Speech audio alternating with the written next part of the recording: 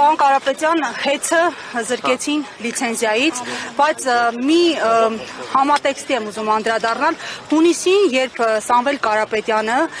ձերբակալվեց եւ պրոցեսներ մեկնարկեցին, փորձագիտական շրջանակներից տեսակետ հնչեց, որ հայ առաքելական եկեղեցու պաշտպանության համար Կարապետյանի կալանավորումը բացառապես արհեստական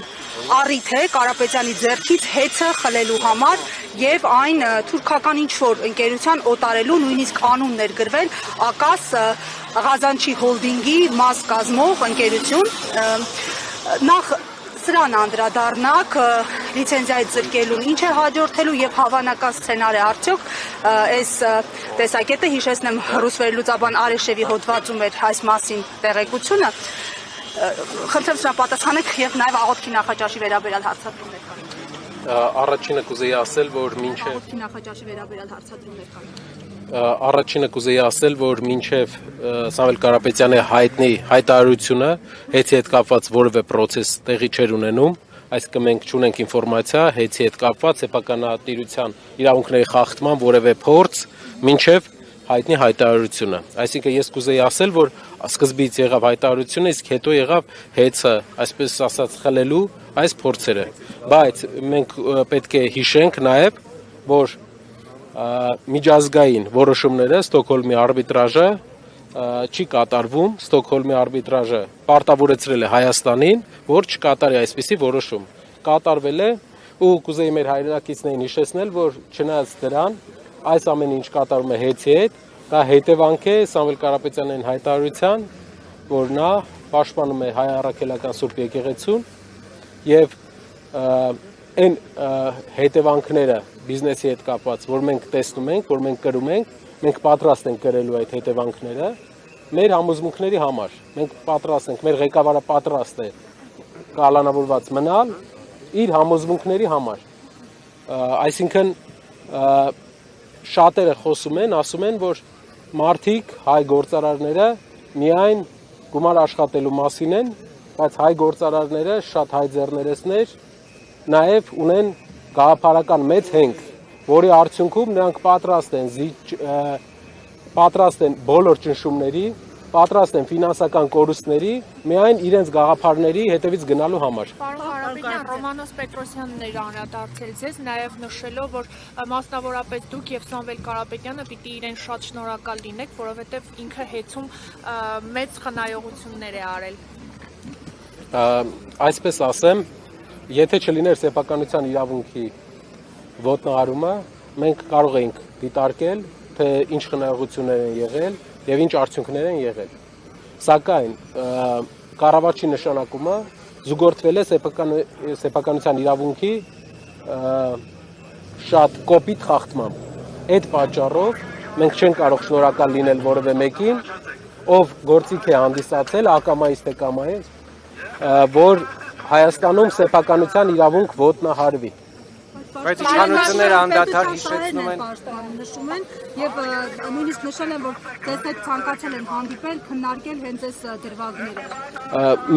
Մենք չենք դիտարկում օրինական քայլ կառավարչի նշանակումը, այդ իսկ պատճառով հանդիպումը ես ձեռնպահ եմ մնացել հանդիպումից։ Իսկ իշխանությունները նաև հիշատակում են իրավունքի հետ կապված, հա, ասել են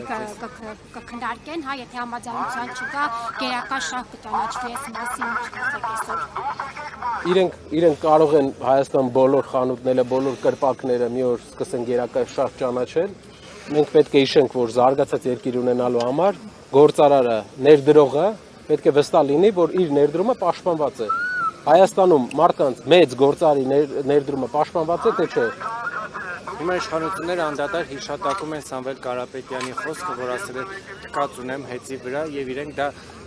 մեջբերում են անդադար։ Շատ կարևոր է, որ որևէ ակտիվ, որևէ ընկերություն, որևէ չափի գումար Սամվել Կարապետյանի համար կարևոր չէ այնքան, ինչքան իր համոզմունքները։ Իր ասածը այդ ձևաչափով կարելի է ընկալել, ու մենք ընկալում ենք այդպես։ Իրենք մի բան պետք է ասեն, դա են ասում։ Հիմնարվ այսօրվա դատական նիստից ինչպիսին են սպասելիքները, հաշվի առնելով, որ մշտապես եւ ձեր եւ շարժման անդամների, իրավապաշտպանների կողմից հնչում է տեսակետ, որ այս ամենը քաղաքական է։ Մեր օպոնենտները ասում են, որ վտանգ չեն տեսնում մեր ուժի մեջ, վտանգ չեն տեսնում Սամվել Կարապետյանի հանդեպ մեր հասարակության վերաբերմունքի մեջ։ Եթե վտանգ չեն տեսնում, ինչու բաց չեն թողնում Սամվել Կարապետյանին։ Ինչու են տենց հետևողական բոլոր մեթոդները կիրառում, որպեսզի ինչքան հնարավոր շատ նրան պահեն կալանքի տակ։ Ես կարող եմ ասել մի պատճառով իրենք վախենում են, որ մեր հասարակության եւ Սամվել Կարապետյանի շփման արդյունքում իրենք շատ բաներ կարող է պարզ լինել, ու իրենք կարող է կորցնեն այն հասարակության մոտ սարքած վստահությունը, որը մինչև հիմա որոշ հատվածներում հասարակության իրենք կարողացել են ձեռք բերել ֆեյք նորությունների հաշվին։ Քննադատի ղեկավարը նշում էր, որ իրենք օպերատիվ այլ տեղեկություններ ունեն, որ իրենց համար հիմք չի հանդիսացել միայն մեր ձևով եկեղեցու գործերին մասնակցություն ունենալ արտահայտությունը։ Կարծում եմ 6 ամիս քրեական գործի շրջանակներում իրենք պետք է այդ օպերատիվ տեղեկությունները բացեին, որ մենք տեսնեինք։ Պարոն Կարապետյան, եթե պատասխանեցիք աղոթքի նախաճաշի վերաբերյալ, դրան նախորդած ձեր այսպես աղմկահարույց հարցազրույցի վերաբերյալ, որքանով ինձ է հայտնի, համենայն դեպս մի քանի աղբյուրներ փոխանցել են, որ հենց ձեր հարցազրույցից հետո է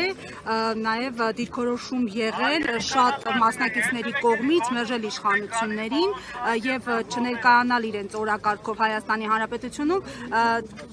կխնդրեմ նախ մեկնաբանեք Թրամփի կրտսեր որդու այցի հրաժարումն էլ է դրա հետ կապված, ձեզ հայտնի է թե ոչ, եւ հաջորդ հարցադրումը տեղյակ եմ, որ աղոթքի նախաճաշի մասնակիցների մի մասը նախընտրեց ձեզ հետ հանդիպել, քայլել, զրուցել, նախ թեմաները ինչի շուրջ եք զրուցել եւ ինչու ըստ ձեզ իշխանությունները խուսափեցին հնարավորություն ընձեռել նրանց այցելել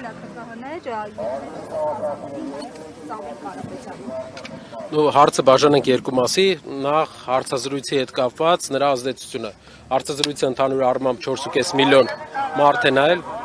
մեր ոստիկանական գործընկերները անվճար էր, իհարկե անվճար էր, որ դուք հասկանաք, Թաքեր Կարլսոնի տարեկան պայմանագիրը Twitter-ի հետ 88 միլիոն դոլար է, չեմ կարծում, որ ինչ որ վճար նրան կհետաքրքրեր իր հարցազրույցների շրջանակներում կարևոր ինֆորմացիա տալու զուգահեռ։